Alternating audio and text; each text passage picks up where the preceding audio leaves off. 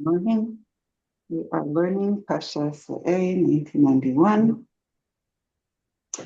We've already done a couple days of learning, so we're already quite a bit through this.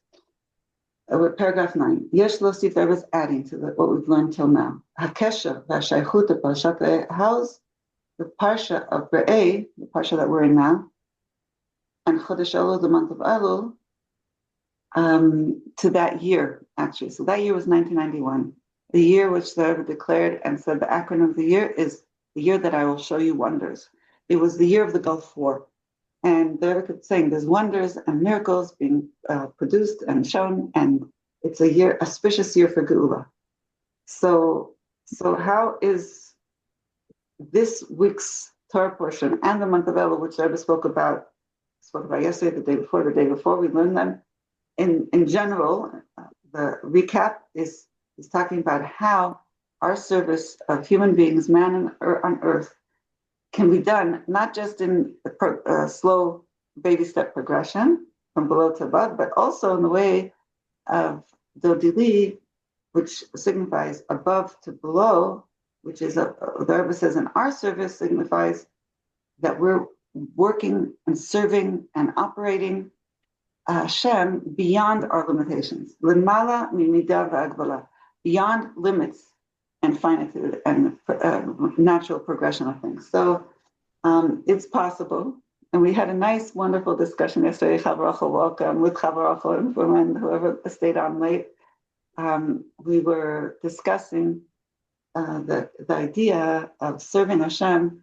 It was more in the progressional state of being aware of our outlooks and then our beliefs and our, Chavaracha made a whole series of stages that she defined of how we progress from, but it's based on what we've been learning, which is the Chassidus. We start with our emunah, we start with our higher consciousness above mind, and then we go and take it into our brain power, our mind power, and we understand things, and then we analyze things, and we integrate these ideas, and then we produce feelings towards them, and then we become more convinced, and we have a conviction, and that brings us to action. So these are all progressive states of how we operate based on Chassidus, the teachings of Chassidus, of the 10 spheres of our soul. And 10, it's called midos of our soul. Really, spheres is how it is by Hashem. It's parallel. The way we operate is a parallel of the way Hashem operates, so to speak. So the spheres are in how they are in kedusha and holiness by Hashem, Hashem's operating system, so to speak. And then midos is more of kochos, hanefesh, powers of the soul, is the 10 attributes of how we progress. So that's the normal way of things, is to start from really from our emunah, which is in our godly soul. There's the 10 powers of the soul in our godly soul, and then there's the 10 powers of our soul in our normal, regular soul. So if we start with the 10 powers of our soul, of our godly soul, we're starting from a very, very high operating outlook system of an outlook and an emunah and a desire and a belief. It's emunah, tanug, and ratzon, are in kesser, on the highest levels beyond our rationale. And we have powers beyond limitations, really. Because if we're tuning in to our soul, our neshama, then our power of our soul is unlimited, because our soul is always connected to Hashem. Our soul is one with Hashem, and our godly soul is a part of Hashem himself. So Hashem is unlimited and eternal. So if we're operating from our godly soul's unlimited power, we have unlimited powers to be able to serve Hashem. So we can, to begin with, start operating from a very high level. So yes, when we're born and we come into the world, or the normal way of doing things, yes, is in baby steps. And we start from below to above, and we take one little thing on, and we understand it, and we work with it, and we, operate slow baby steps. And that we do need to do also. But forever here is highlighting is how we don't have to be limited by only that operating system of coming from below to above, which is from the small limited, finite baby steps, we can, taking on one little thing and one little operating system of one action at a time, we can already start from a high level of consciousness and attunement, which is even beyond consciousness. It's something of our connection to Hashem on a level of essence. It's kind of like I've explained also the level of a Bal Tshuva. A Bal Tshuva operates from a place of way beyond any rationale. It's a internal conviction and connection to Hashem that's aroused in a high level of their soul. So therefore, a Bal Tshuva can really go in leaps and bounds and operate and do things that a normal person would find like, wow, how did you do that? That's impossible. Okay, we're in awe of the Bal Tshuvas. Now, the highest level, really, the Rebbe says, is to be able to put the two together and to actually be able to be merging the normal operating way in this world, and yet operate from within the system of not being limited by this world and by the limitations of our body and the world and life and the rules of nature and our circumstances, because we have a soul. So the merging of the two together, we talked about this yesterday and the day before, is really the goal. And the real merging of these two ways of operating, which is in general called the way of the tzaddik or the way of the Bal Tshuva, the two opposite ways. The tzaddik goes, in a progressive way, and the Bal Tshuva just like soars up to the highest level and operates on the highest level in leaps and bounds. The merging of the two will happen totally, these two ways of operating, in times of Geula. When it says Mashiach will bring the tzaddikim to do tshuva, the highest level people who've been operating very methodically and very carefully their whole life, they will go and do tshuva and be operating from this highest level beyond leaps and bounds. So that is what the Rebbe is preparing us right here and telling us to try to get into this mode of the tzaddik who operates as a Bal Tshuva. Okay, the merging of the two together. So let's look inside. So how the Rebbe says this idea of operating beyond limitations and beyond measurements. Medida is a measurement, Agbala is a limitation. La'amitasa, to operate in this way truthfully is like, authentically, could say it. Ubishlemuta, and holy, in a wholesome way. It's shaykh, it's possible only in the true and complete redemption through Mashiach, a righteous Mashiach, whose neshama is from the level of Yechida, of the general Yechida of the Jewish people, right? We know there's 5 levels of the soul. The highest level is Yechida. That's the aspect of our soul that's completely connected to Hashem at all times, no matter what, no matter who. The Mashiach is called the general Yechida soul of the whole Jewish people. He encompasses everybody's soul in that level of his Yechida level. And through him, Mashiach mitgalet b'chinat Yechida apatit, the nitzatz Mashiach b'kol echad v'echad himself. Through him, through Mashiach, he reveals in us our little Mashiach, a spark of Yechida level that we have it's not little, but we have a spark, it's called a Yechida of Mashiach within us, the Nitzos Mashiach it's called. That's from the book Me'or Einayim, and it's brought through the Baal Shem Tov, this idea that we all have a spark of Mashiach within us, so he can help us ignite our spark, which means we reveal our Yechida level of our soul. Yechida level of our soul normally is only revealed if a person, let's say, gives up his life to serve Hashem. Mesiras Nefesh, in actual, Jews who actually gave up their life, like the soldiers who give up their life for the Jewish people,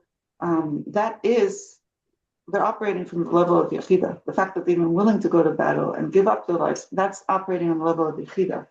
So usually Yechida is revealed only on very, very auspicious moments that are way beyond the regular operating within the body. However, Mashiach can reveal a spark of that in each and every one of us, and that's really my understanding or my interpretation, based on Rabbi Ginsburg, is that's when we're operating as shluchim of Hashem, as shluchim of the Rebbe.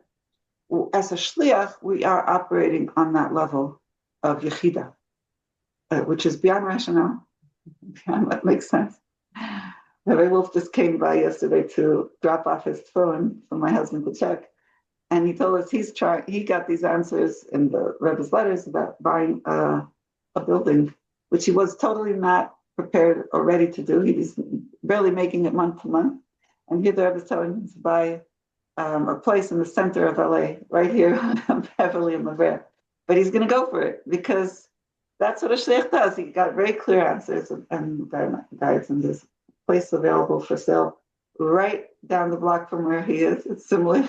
May he be matzliach. May he be matzliach. That's operating from a yechida level. It doesn't make sense. And he was like, what, at my age, he's going to start taking on a huge mortgage and a huge responsibility and a huge space. It's a big space. But he's going to go. He's trying for it. God willing, he should be matzliach, and he will. I'm sure he will. We're in Mashiach time, and that's right. We operate from a yechida level, and it happens.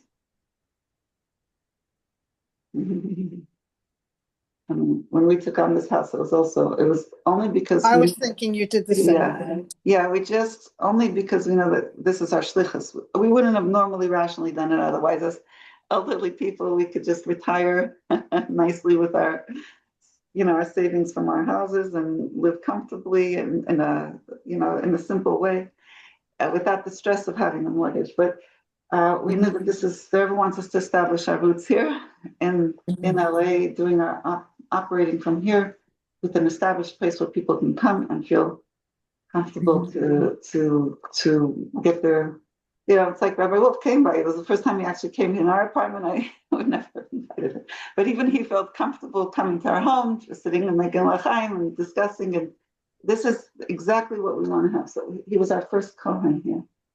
Okay, here we go. Let's, the yechida level is operating beyond rational, knowing that this is our shlichus, knowing what our mission is, knowing what we need to be doing, and serving Hashem on that, operating on that level.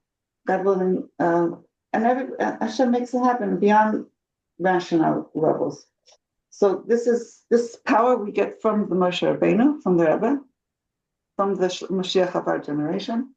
And he ignites that spark and makes us be able to operate with that shlichus mentality. Here our mission. This is our mission. Now, the Rebbe goes on. So this fifth level can permeate choderet in all the details.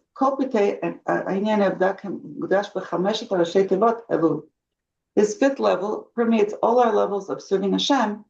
There's 5 levels, and it's these 5 levels, right? As nefesh, ruach, neshama, chaya, and yechida, are parallel to the acronym of the word Elul, right? We said there's 5 psukim, and we mentioned them before, that are have the acronym of the letters Elul, and they connote the different levels of serving Hashem.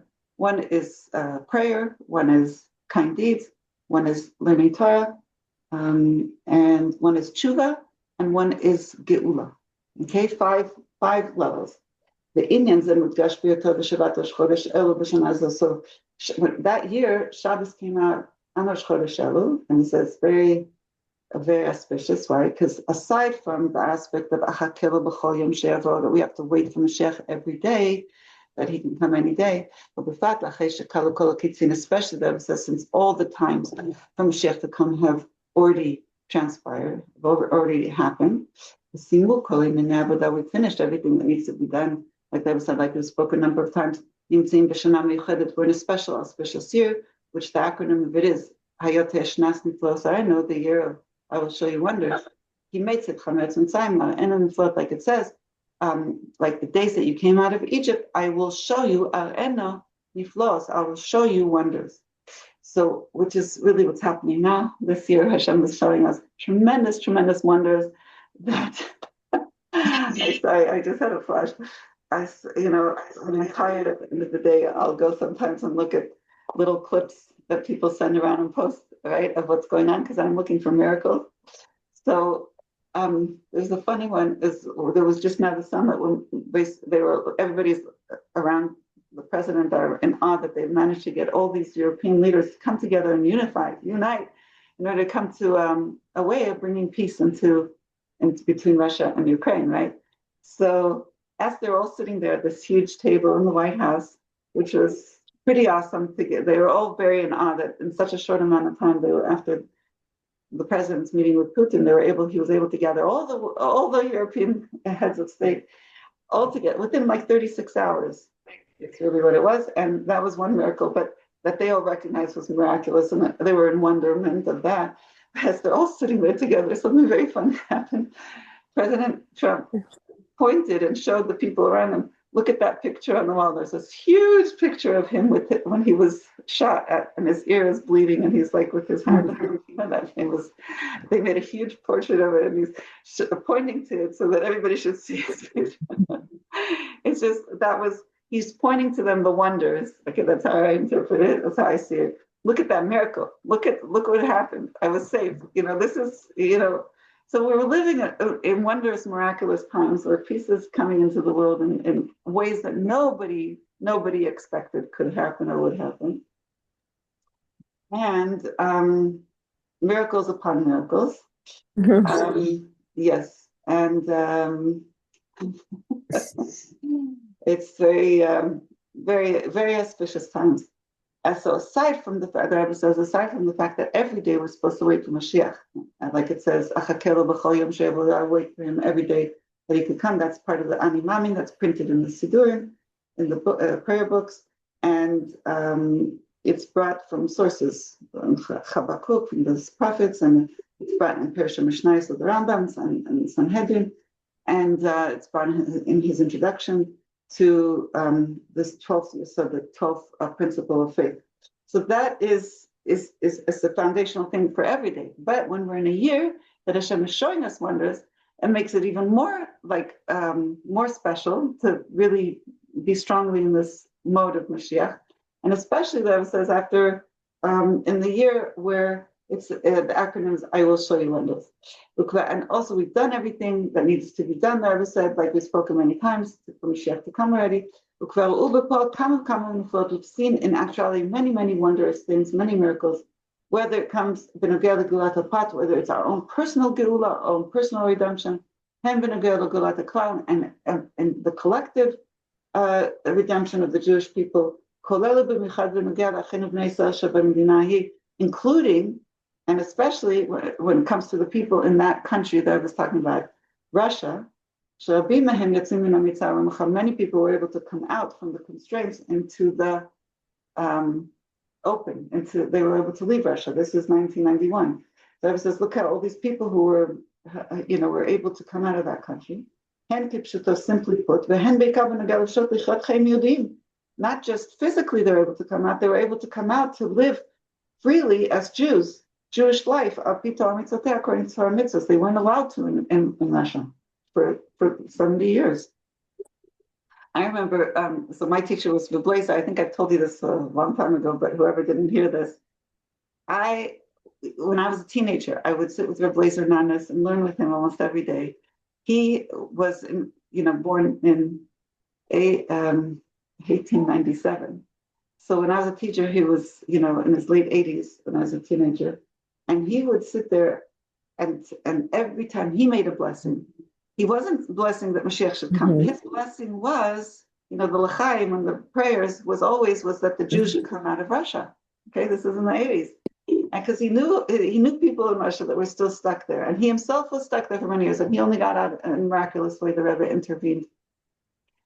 He was a whole story, but he was constantly praying that should happen. So it was like, now when we say Mashiach should come, that was his prayer, and the Jews should come out of Russia. So that we've seen happen already. So that says, especially we've already seen how many Jews came out from that country, from the constraints of that country, both physically and spiritually, to the open to freedom. Okay, and now the Rebbe says, in the past few days, mamish, and in a way that's going to continue in the next few days, there's a kinus, there's a gathering of the shluchei Chabad, the emissaries of Chabad from quite a few countries. In that country, when denying Russia, the Rebbe didn't say the word Russia, he said in that country. Shabanim Tzedeo, in that country where they are established, there are the cities of Lubavitch, Ladi, Lezhna, Rostov, Peterburg. These are all cities that there's a lot of Chabad history of all the Chabad Rebbes, originally from the Alter Rebbe and Ladi, and Rostov was the Rebbe Rashab. There's and Lubavitch is the Rebbe Marash and the Tzemach Tzedek and the Rebbe Rashab and the Frierdiker Rebbe. So there was a lot of history in these cities, and the shluchim from those cities came, and there was this convention, kinus, gathering of the shluchim in Russia. The Rebbes of Chabad were active and lived there many generations. And these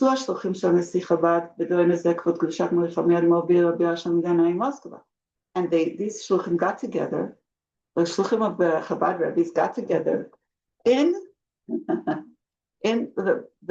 Moscow, the public, the capital.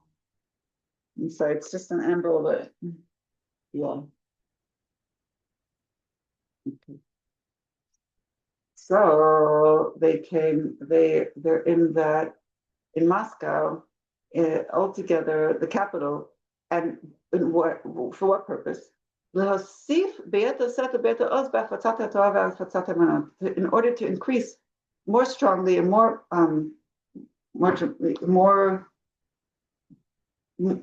abundantly in spreading the well springs of Torah and Chassidus and the Torah of Chassidus Chabad to the outside. Through this, what happens? We know, Mashiach said, to the Bais Chana, through the spreading of the well springs of Chassidus, the master, Melech HaMashiach, will be revealed. Like we've discussed at length yesterday, and we came to the conclusion through our discussion after class yesterday, that really if everything starts with the highest level of outlook and our high, and bringing into our consciousness, and then it starts from these high levels of awareness and bringing it to our mind, and then to our hearts, and then to our action, that is really, we can understand and really understand why teachings and learning of Chassidus is what brings Geula, because it's a matter of, we have to have this mind shift, we have to have this understanding and awareness, first in our mind, and then it can bring to our hearts, then it can bring to action, then we can live our lives in a Geula-dik way, in a liberated way, in a Mashiach-dik way, in a godly way. It takes that consciousness. So learning these inyanim is what opens up our soul, our mind, and our hearts, and our deeds to live in a higher consciousness. And these teachings are really now spread out to the whole world. They're spread out through the internet, and anybody, anywhere, especially now with Starlink, and the most remote places, people can get hold of the teachings of Chassidus and connect to Hashem in the highest, deepest ways. This is Geula-dik. This is definitely Geula-dik. Every time also these teachings came to another level of revelation, they ever took note of it. And like when it came out in Braille, remember we were learning? It says now teachings of Chassidus are available in a mode and to people who weren't able to have it before. So every time it was also when it was translated and when it was brought to different places, Tanya was printed in different countries. They would take note how the teachings of Chassidus are now coming into a new level, into a new turf. Okay? And that brings Geula. This year itself, we're already standing in the first day of Elul, the Rosh Chodesh HaCheshbon Shel Kol HaShana, which is the month where we take an account for the whole entire year. Asher Sacha Kol HaCheshbon here, really the Rebbe says, if we want to summarize it all, what is the counting all about? What is the Sacha Kol? Was the bottom line? When you do all your calculations, the calculation is Ad Masai. Until when do we have to wait for Mashiach? That's really what the conclusion of this, taking all the cheshbon, all the counting and calculations. Could it be שבסימן של י"א חודשים דשנת נפלאות עלינו משיח צדקנו עדיין לא בא. Could it be that after the end of 11 months already of the year of where Hashem is showing us wonders, that Mashiach still hasn't come? Okay? ובסגנון לפרשת השבוע, when it talks about it in the weekly portion, I am giving you today before you a blessing. I'll call all aspects of blessings. Beginning with the true essential blessing of the true and complete redemption. It's not enough that we just hear and we understand. Yeah, we hear and we comprehend that, yes, yeah, Mashiach is coming. We need to see Mashiach already. Not just that we'll see him in the future, but to see him now. And it's a way of command. Like the Rebbe says, see it when I say, I will show you wonders, is that Hashem is commanding us, take a look at the wonders. Take a look at the Geula. We need to actually be able to consciously see it. And the transformation, like we've been learning and learning and learning, starts within us. The Geula starts in our personal Geula, taking notes, seeing things from the perspective of Geula and transformation, and seeing everything as this is part of the process of me coming to my own redemption, my own Geula, my own transformation, my own taking dark things and sour things or bitter things and making them sweet and making them holy and making them pure and beautiful. So anytime we're up with a challenge or something's rubbing us the wrong way and we're getting maybe anxious or worried or upset, this is the moment that we have as an opportunity to bring the light and consciousness of a Geula, of revelation of Hashem into this moment. So there was something, a financial thing I was yesterday sweating over and trying to figure out how to explain to this person what my husband's time and effort and expertise is worth, okay? Because my husband won't do that himself. So I was trying to, I was milling inside of myself trying to figure out how to bring about and explain. And I was coming from a little anxious place. And then I said, there's got to be a better way of doing it rather than trying to like overpower somebody with this information of how good his skills and services are. And I was like, maybe there's a way to bring in more of like how we can work together to help my husband bring his skills and services and his expertise in Safros as a sofer to more people. Because this person is an influential person. He has a lot of power and clout, and people trust him. He's a rabbi, and there must be a way to for him to also, in a more Geulitic way, promote my husband from a place of desire and will. Not just he's been pushed to his limit to pay for something. He can help him. So I think that's if we come from a Geulitic place of right, we're here to for a mission and for a purpose. We're not just here to make money. We're here on a goal to create more awareness of Hashem in this world and Torah mitzvahs, and our services are bringing Geula and bringing Mashiach and bringing Yiddishkeit. That's really the mode where we need to come from, and that's God willing. So that's going to be my operating system, God willing, my approach, rather than, don't you know how much my husband knows and does? I'm saying it's more of like, we're really here to transform, to help people, and we can work together to bring more awareness. So that's we can, each one of us can do that in our life. We're working together with people for a common goal of fixing and of transforming and promoting Hashem in this world. It's much, much more than just trying to get ourselves promoted and our agenda and our, right? That's where we're coming from. What time is it now? Because I didn't do much in 5, but we don't have much left. Let me just see what time it is. 10:10 in Chicago. It's 8:10.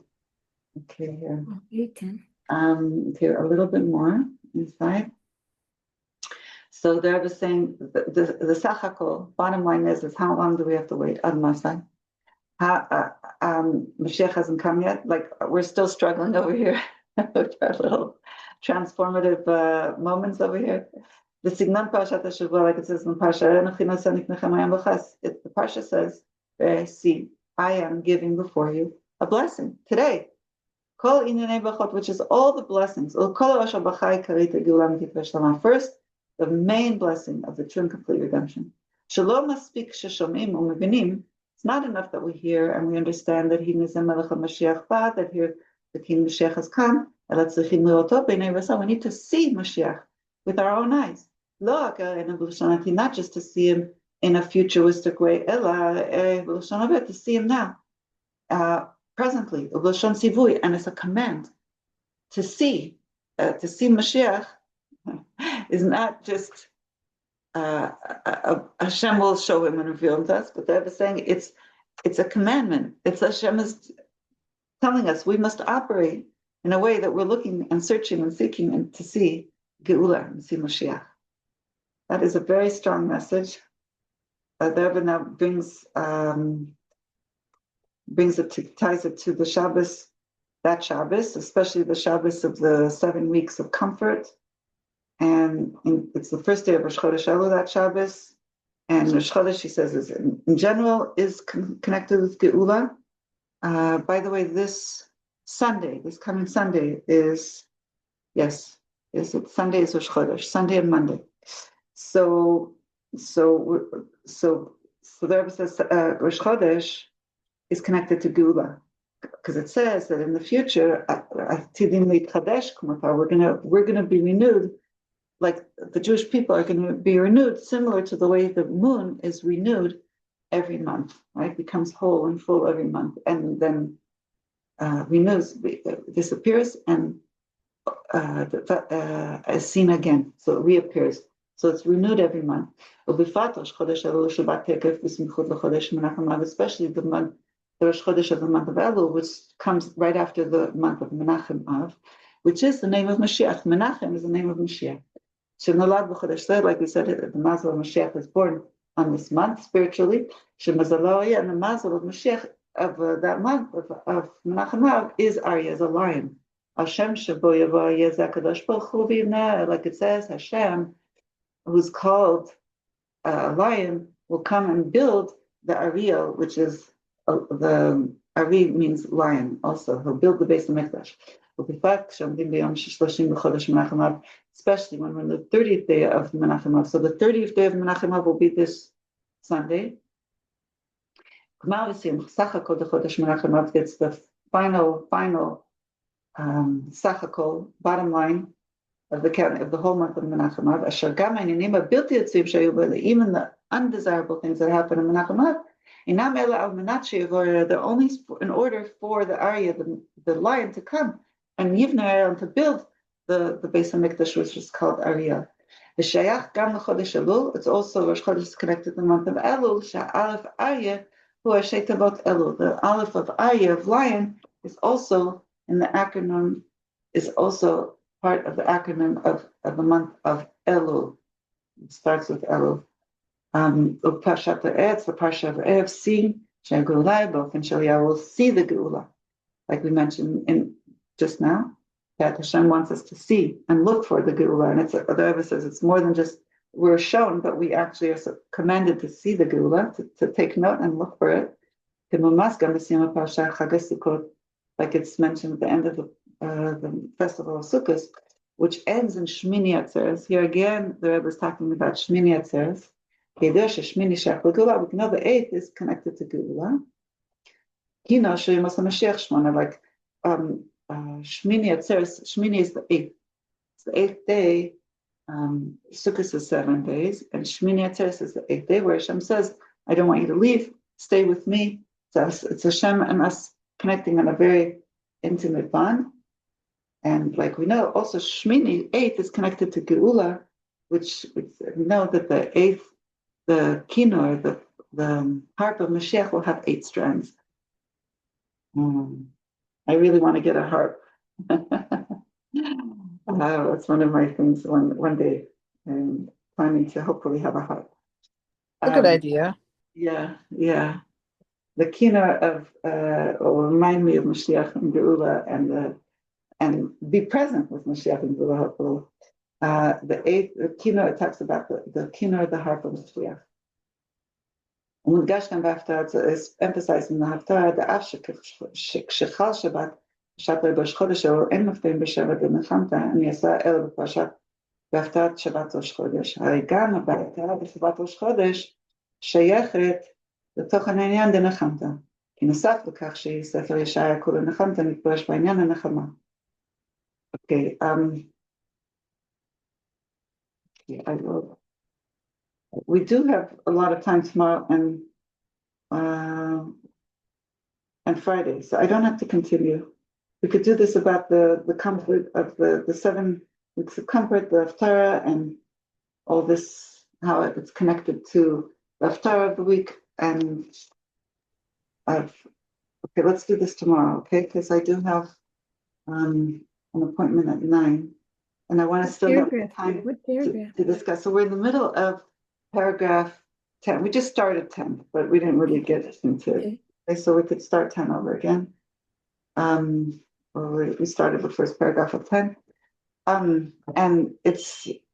I would like to maybe bring about this idea of the Rebbe saying that we need to seek Geula. The Rebbe saying it's not good enough to hear about or know about Geula, we need to see it. And then he says, not just see it, that it's kind of like Shantas or, we have, but we're commanded to. It's Lashon Sivui, see the blessings, see the Geula, that we're supposed to consciously make an effort to see things. Like, and show things, I guess, too. Show it to others, too. Like Trump is trying to show the heads of state, look at my miracle. It's right there on the wall. Take a look at what happened. Look at my miracle. I'm here. I'm alive. Who joined us? Edna Esther, welcome. Chapa, welcome. Okay. You know what I thought of for the mezuzahs? Why? Yes. Because we're talking about, most time, we're talking about seeing Mashiach and seeing and reminding ourselves all the time. I'm just wondering if it might help for people to have that as something that they look at, and then they see their see their health, they see their wholeness, they see, whatever you want to say a mezuzah brings to them. And it's a reminder of, a visual reminder of Hashem's blessings for us. So wait, what did you say it again? I'm sorry. Okay, so we want to see Geula.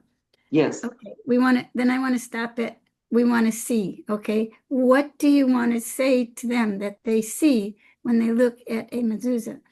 Do they see wholeness? Do they see health? Do they see, what does a mezuzah remind them of when they look at it and when they kiss it? I'm just wondering if that help them visualize what they're actually seeing, but not consciously necessarily seeing. So bring it to their consciousness. What are you thinking about? What are you feeling? What are you sensing? What are you And it reminds them of that. What does it remind you of when you're seeing the mezuzah? Yeah, and not only that, help them know what it should remind them of, which is what a mezuzah brings to people. It brings to them wholeness, health.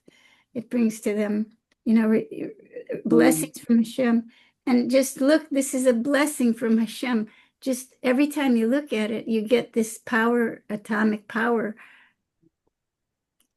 And I just wondered if it could be seen as a visual for them, for something they want, like they want health. They want. It's an atomic power of health. I like that. Yeah, and it reminds them of that's what it is. Look at that. When you need something, you're down and out or something, you just need a little atomic power. Look at the mezuzah. Look at the mezuzah to empower you. Yes, to give you that reminder of that inner strength or external strength, both. Yeah. Yes. I think that can help them because they don't know what it's just to them so far. It's just a mezuzah, something you need and something you're supposed to put there. Right. Bring it deeper. Yeah, and the visual that it helps them take inside. Yes. I'm wondering if I should go around and interview people one day. What does a mezuzah, like you're saying, mean to you? What do you think of? What are you reminded of? What do you feel? What do you sense when you're looking at your mezuzah or any mezuzah? That's a great idea. A really great And then you can add in your lessons after they speak. Did you know? Like you can add on. They can tell you all these things, and then you could say, and did you know that more education, more education, more education. And in addition, did you know that, obviously there's going to be things that they don't know. Of course, everybody can go deeper. Right? Right, because you know more than most anybody about mezuzahs, so you can jump that off that. Besides how it makes, you can do all kinds of things with that idea. It's a great idea. You could do a compilation, like I think it's beautiful. It's beautiful, very personalized. I think of the lady who with the idols and how it changed her life and how she stands next to it and feels Hashem. And I mean, I think there's so many people could tell their own personal feelings. It's beautiful. Yeah, thank you for the idea. Good idea. Is that your home behind you? It looks beautiful. Yeah, Baruch Hashem. It's coming together. We're working on it. Now we get to be like you're hosting us right now in your home. Like we get to experience how beautiful it is. Yeah, thank you. Baruch Hashem. Yeah. Thank you. I see a hummingbird in front of my window right now. That's nice. There's birds and butterflies and flowers, and it's just I'm very, very grateful. Trees. It's hard to see a hummingbird, so that's really something. Yeah, no, it's going to the little flowers to get to. I think it's a siman. I think it's a sign from Hashem. It's got to be a sign from Hashem. Every time when I came to this house, every time I came here, at first, before we actually even moved in, and even when we moved in, every time I came, there was a butterfly flying around. It's very special. I think it's a sign from Hashem. That's so beautiful. Yeah, it's very rare. Hashem's nature, so beautiful. Yeah. So nice when you can be close to it. Yeah, it's important.